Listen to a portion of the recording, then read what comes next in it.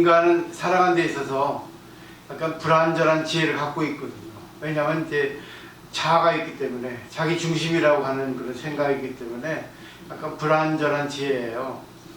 근데 그 불완전 지혜를 완전한 지혜로 바꾸기 위해서는 부처님이 가르친, 말하자면 이제 자연의 지혜를 배워야 되거든요. 그거를 가장 알기 쉽게 배울 수 있는 거는 우리 스님들이 아니기 때문에 대승경전을 의지해서 배울 필요가 있습니다. 그 대승경전의 대표적인 경전이 반야심경입니다. 아주 짧아요.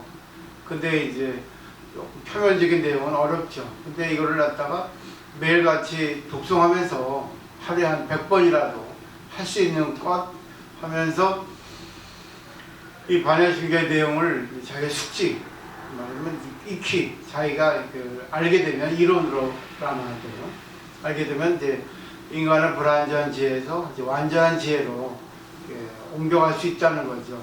그 완전한 지혜라는 건 결국 자연의 지혜입니다. 자연의 지혜를 배운다는 건데, 인도 문화에 이런 얘기가 있었어요. 어떤 사람이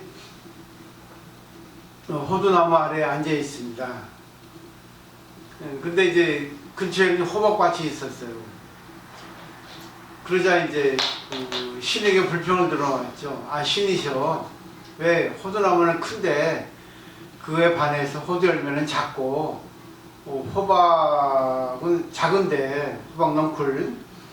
그런데 그 큰 열매를 이렇게 열리게 하시다니 참 웃기지 않습니까?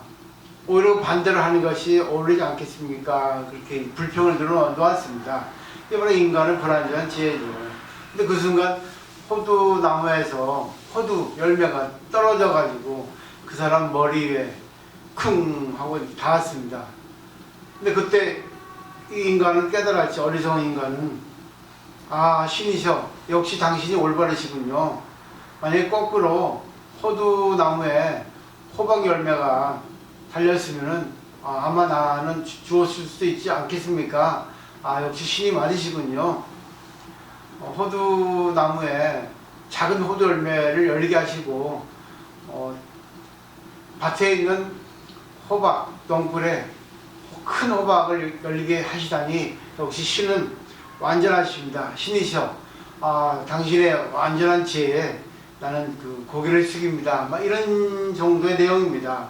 인도 민화에 나오는 얘기인데, 여기서 우리가 배울 게 뭐냐면, 인간의 지혜도 있어요. 근데 다 맞는다는 건 아니죠.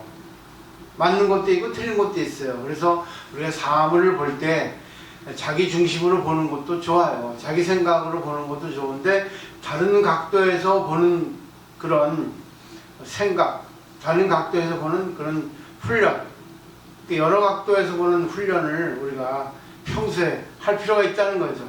저는 요즘 많은 분들도 볼 겁니다. 가끔 텔레비전을 보면은 뭉쳐 찬다는 그런 프로그램이 있더라고요. 이분들이 현역 때는 자기 분야에서 나름대로 레전드라고 하는 아주 유명한 그 선수들인데, 은퇴해서 그 축구 선수죠. 그 감독과 코치가 있는데, 그 감독은 안정환 선수고 코치는 이동국 선수인데, 이분들은 이제 축구 레전드잖아요. 유명한 분들이잖아요. 그래서 그분들이 그런 분들을 이제 오디션해서 뽑아서 이제 축구 팀을 만들었어요. 근데 이분들이 자기 분야에서는 레전드를 하더라도 축구를 다지시다. 그러니까 축구를 어느 정도 하고 있죠.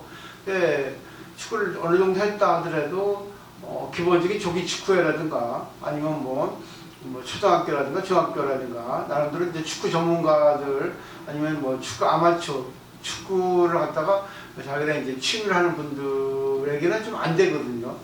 근데 점점 하면서 들어간다는 거죠. 그러니까 재미있는 게 뭐냐면, 여기서 제가 얘기하고 싶은 거는 실수를 한다는 겁니다. 자기들 나름대로는 아주 운동에 자신이 있고 축구도 자기도 할 것 같은데, 막상 중요한 찬스, 중요한 순간이 될 때 그때는 반드시 실수를 한다는 거죠. 열이면 7, 8번, 8, 9번의 실수를 한다는 겁니다. 그거를 볼 때 저는 느낍니다. 아, 인간은 실수하게 돼 있구나. 뭐 요즘에 뭐 손흥민 선수도 뭐 잘하지만 실수가 더 많잖아요. 야구도 마찬가지입니다. 야구도 잘 치는 선수의 타율이 3할 때밖에 안 됩니다. 3할 때라는 거는 10번 치면 3번 안타가 나온다는 그런 비율이에요. 그러니까 인간은 실수하게 했다는 거죠. 그리고 아무리 뭐 불교 수행을 많이 했던 스님들 하더라도 일반 불자들, 포교당을 하거나 일반 불자들 상대로 이렇게 뭐 지혜를 나눈다거나 그분들에게 얻어갈수 준다 할 때 보면은 반 이상은 실패입니다. 자기 자신이 마찬가지예요. 왜 그러냐면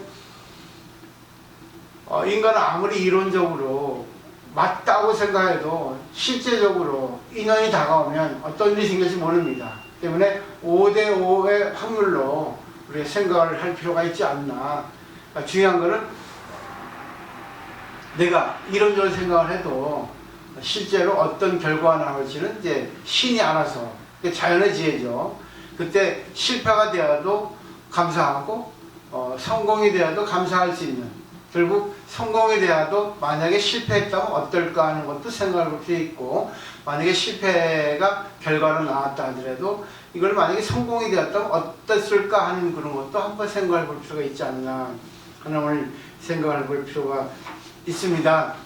그래서 오늘은 이제 이런 내용을 가지고 왔어요. 그래서 반야신경에는 무라고 하는 글자가 무려 한 21번인가 21번인가 아니 글자도 뭐 7번인가 9번인가 총 합해서 부정사가 한 30번 정도 나옵니다. 그럼 없다 아니다 라는 건데 실제로 없고 아니다는 건 아닙니다.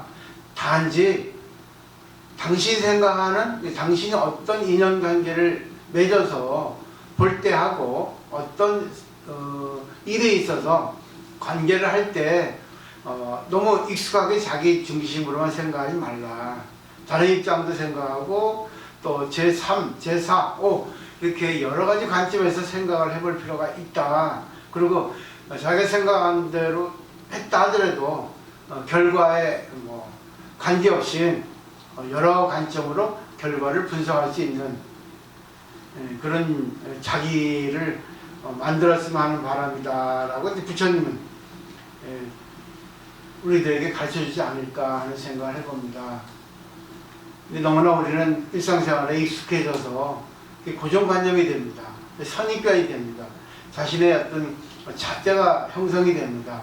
이것도 틀린 건 아니에요. 근데 반은 맞고 반은 틀리다. 그리고 이것이 적용되는 것도 반은 맞고 반은 틀리다.